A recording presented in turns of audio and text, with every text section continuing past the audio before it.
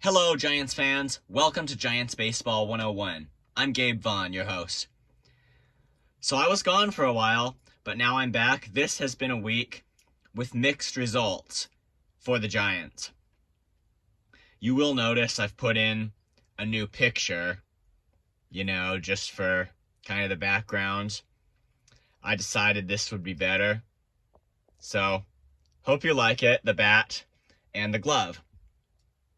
Now, I know I said originally that I would be creating a separate video for each game that the Giants played while I was gone.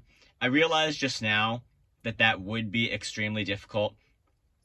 One of the reasons is that YouTube doesn't seem to upload things at an equal speed, so I'd be running the chance of having a video take all day and then you wouldn't get all of the videos. You wouldn't get all of these games covered.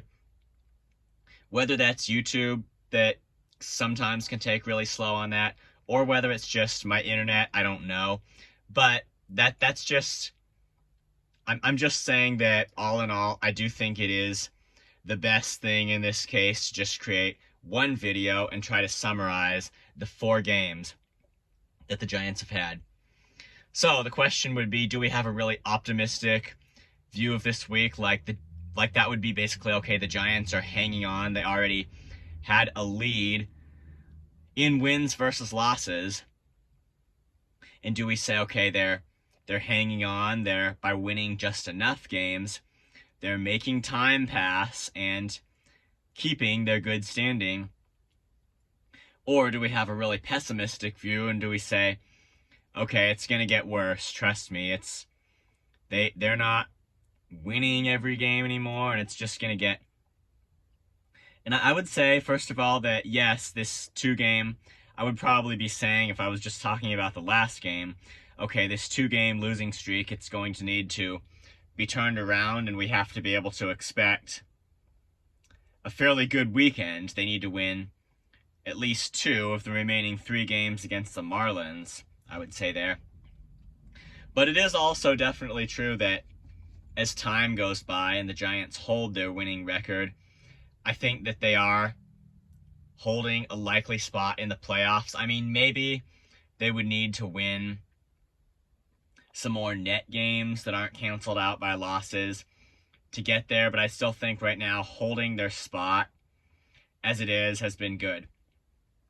And those 2 wins against the Phillies they got Monday night and Tuesday night were both in extra innings, so that's what the Giants did well, and especially now in these super high pressure extra innings that we deal with now in baseball. Really high pressure, but the Giants just surged through and won both of those games in extras. They did that well. And Camilo Doval definitely was pitching in a high pressure situation on both those days, and he got out of it both those times. So talk about a reliable closer. You can win games like that. I'm pretty happy about that. The first one, it was actually Logan Webb, pitched 8 innings, gave up 3 solo home runs. Then I think that, so I'm trying to think here of what it was. It's kind of hard to remember 4 games at a time, but I do think that the home run that tied the game for the Phillies Monday night was in the 9th inning against Webb. Then Dominic Leone came in, pitched a scoreless 9th inning. The Giants would score 2 runs in the top of the 10th. Then the Phillies would knock one in. The Giants ultimately won 5-4. They squeezed out that win. Then, with the game tied 4-4 on Tuesday night, in the 11th inning, the Giants knocked in 3 runs to ultimately beat the Phillies. So just great performance in extra inning games. A team that can turn the tables their way, fairly consistently in high pressure situations. A team that can be good at doing that, have that as one of their strengths, is probably a good team. I mean, that's a good strength to have. You can define team strengths kind of however you see fit. Any fan, however they see fit, defines team strengths. I've also mentioned that you can define it for the Giants sometimes just by the fact that they capitalize on an inning. And that was an extra inning, for both those 2 games. Then they lost 2 to the Marlins. You know, Carlos Rodon had a pretty good start on Wednesday, but then Jarlin Garcia gave up 4 runs, so just a wasted Carlos Rodon start. It wasn't a good one. You know, Garcia, he came in, he obviously just wasn't effective that day. Then there was Alex Wood. He has been mediocre. Thursday night, was I saying the other one was Thursday? Let's see. So we got, I'm sorry, it's kind of hard to remember this here. No, excuse me. Wednesday night was against the Phillies. The Giants lost. That's when Carlos Rodon pitched. Thursday night, Alex Wood did. 2 runs, 5.1 innings. Okay, I guess, you know. But I'm still saying it was an unfortunate loss. The Giants do have a chance to come back and at least tie this series against the Marlins. Maybe win it. Okay, so we wrap up. This has been Giants Baseball 101. Thank you so much for watching. If you would like to contact me, it's GabrielVaughn89@gmail.com. This is also in the description box. I would love for you to subscribe. I mean, that's the real way to keep this show on the air. And just some... I think I'm just going to give you the updates, a couple of them, on our programming schedule. You will notice that I'm starting to put 60-second shorts kind of mixed in with my main videos. And they really just tell the story of each game in a condensed way. Though there will not be a short accompanying this video. This is just described 4 games, so that's almost impossible to do. But after today, I am planning to put in a short with each video, and you might think that's kind of unnecessary and redundant. It explains in short what I've already explained in another video.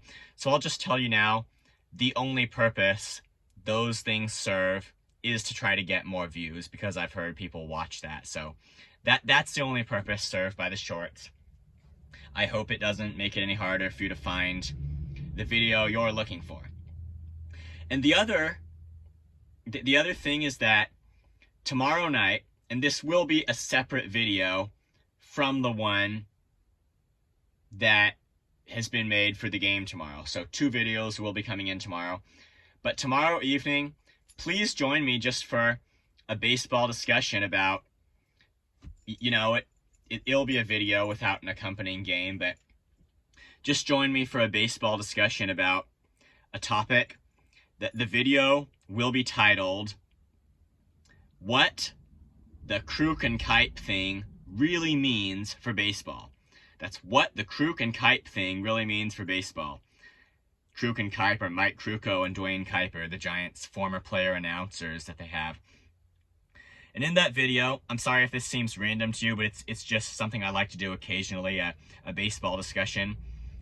We'll be basically discussing just the irrationality of a team having former players in its broadcast booth, and the fact that really that takes away jobs from others who should have them. And players, they play for the number of years they can, and they make enough money, and there's no reason they need to be broadcasters. So I'll be going in. That is really a topic of some disgust for me, because it seems to me they do take away jobs from others, and that's not right to me. So that's the only other thing there. Please feel invited to join me tomorrow for the discussion of that topic. Thank you so much. I'll see you next time.